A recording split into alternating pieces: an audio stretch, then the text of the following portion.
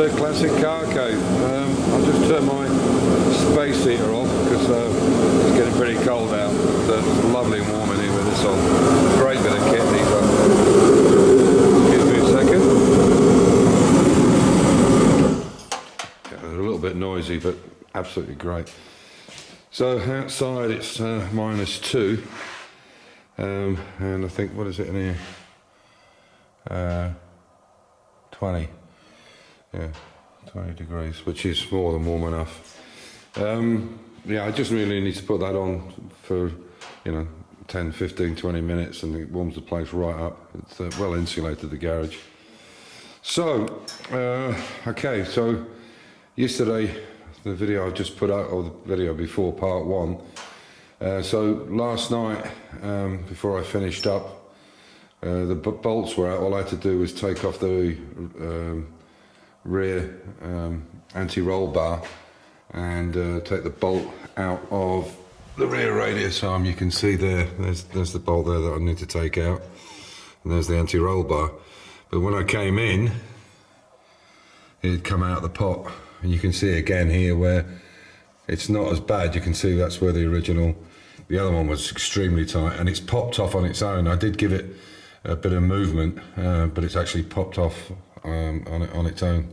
I was quite surprised when I came in. I thought I have to get these off and then try and wrench on it again like they did on the other one. But this has come out because there's some tension on it, which is good news. But you can see where the original paint was there, and it's nothing like that one. Excuse me. Nothing like that one where it's basically taking the paint off all the way around. So, back again on this one. Yeah, so what I'll do now is take this off, get this bolt out, get this radius arm off, and I can start pressing out the old bushings that are split, and crack on from there. So that's a good bit of news.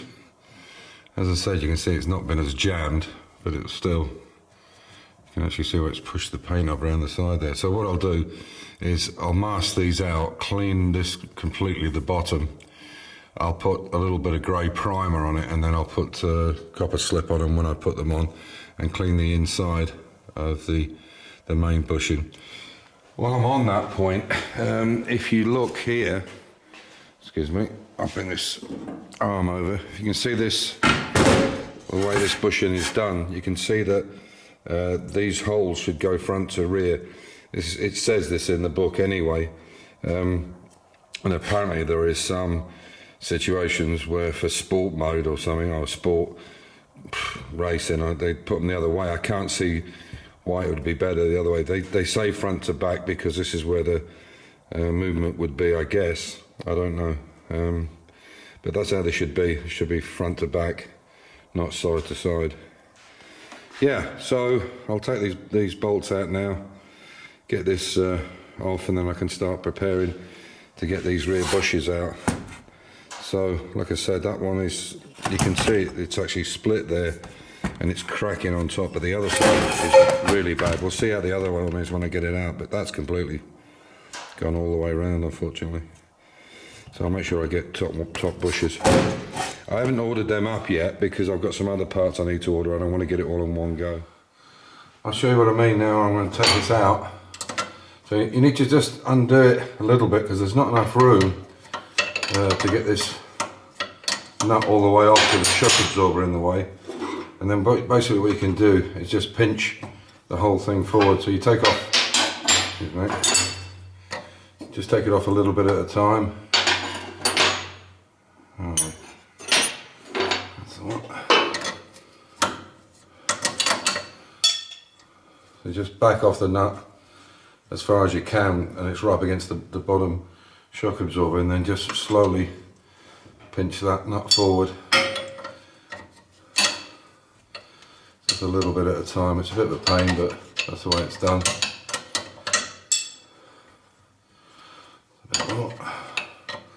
Until you can get to a point where the head is out from that blind hole. And it's just a bit of pinching forward, undoing it, and so on. And eventually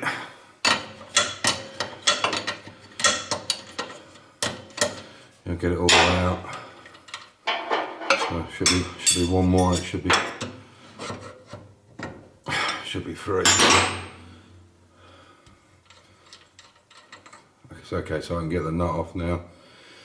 Get the nut off. Now what I'll do is push this forward a bit more, and I'll try and work it out.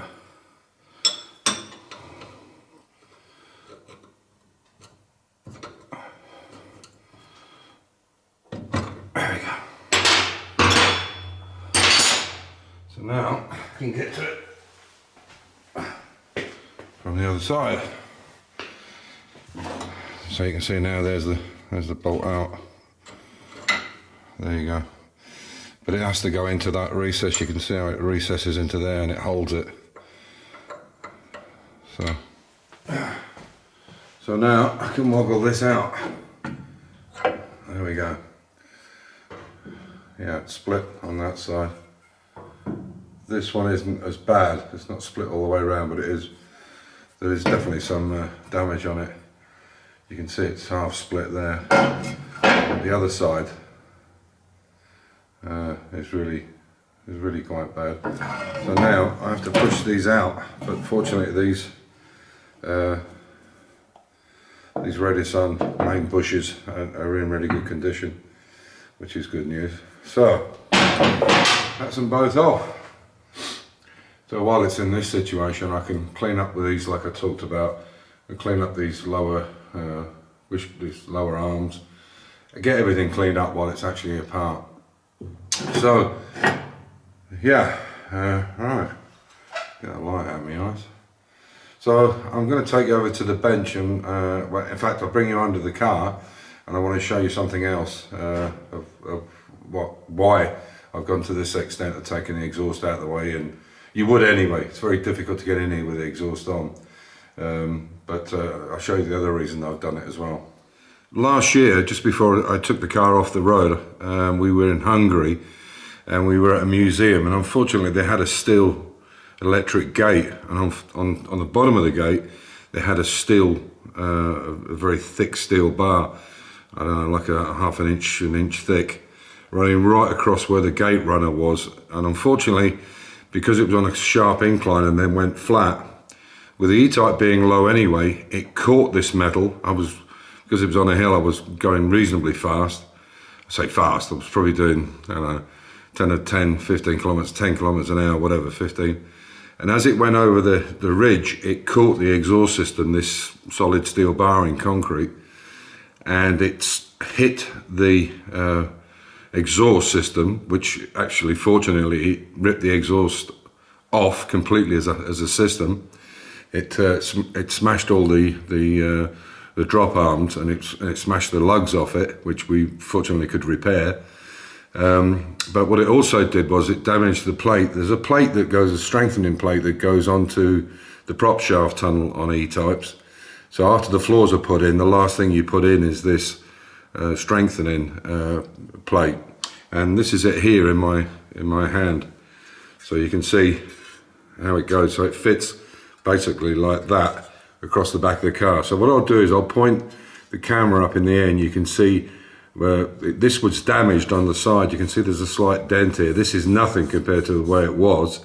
So we had to take it off to repair it, and I've actually put more holes in it now to weld it, put double the amount of welds in it, puddle welds. So I'll show you what I'm going to do. I'll just lift the camera up, and then you can see what I'm talking about. So you can see there, excuse me, so you can see there, this is where this plate goes. So make sure it's on the right way. So this plate fits there like that. As I said, what happened was the exhaust caught it in the steel, and it smashed this edge in here. You can see it. As I said, it's not as bad as it was. It still needs to be flattened out a bit, but there's still a dent in it, but it was dented right in, and it ripped some of the welds as well. So rather than mess around with taking it off, I've took it off, and you can see underneath, this is the wax oil. This kind of goldy looking stuff is the wax oil, because obviously at the ends there was a bit to put the wax oil piece into, so I could put, as I did it, I could put the wax oil in here on the end, or both ends in fact. So that was the other reason I took the exhaust off, because this needs to be repaired. Fortunately, the welding on the back end has got a lip on it, but on the interior side, there is a box section under here, so I'll have to be very careful. I'll have to do one weld at a time and cool it with air, and have somebody fire watching upstairs. I don't think it comes back as far as the carpets, because this is what I'll do is I'll measure it and then I'll lift up some of the interior to make sure it doesn't burn. But I'll need Amir here, and he doesn't come back to the 7th or the 8th, so this won't be done. This will be one of the last jobs before we put up the exhaust system. And as I said, if you look there, you can see where the original welds were, and now I've doubled the amount of holes that's in this. Oh, as you can see, we've had our first fall of snow this year. It's not particularly deep. I guess, I don't know, a few centimetres. The plough's been along. They're very efficient here in Austria. They have local ploughs, or local businessmen have ploughs, and they bring them along, and you can see it's a couple of centimetres, I would guess. Well, that was only last night. I don't know how long it'll last. And obviously there we go, there's a little one running around in the snow. I love it. You can see the pond is getting kind of frozen over. It's okay there, but here it's starting to go. So yeah. Sammy, look at you. What are you doing? You love the snow, don't you? Eh? What's she doing? What's she doing? So there you go. First bit of snow. Since I made the last bit of the video, I've been on to S&G Barrett in the UK. It's one of the leading parts specialists. There are other companies, there's plenty of other companies, but it's easy to get it under one roof. And I do get a good discount from them, being in the Jaguar Enthusiast Club and the XK Club. You'll have to excuse the bark, and people are walking past outside.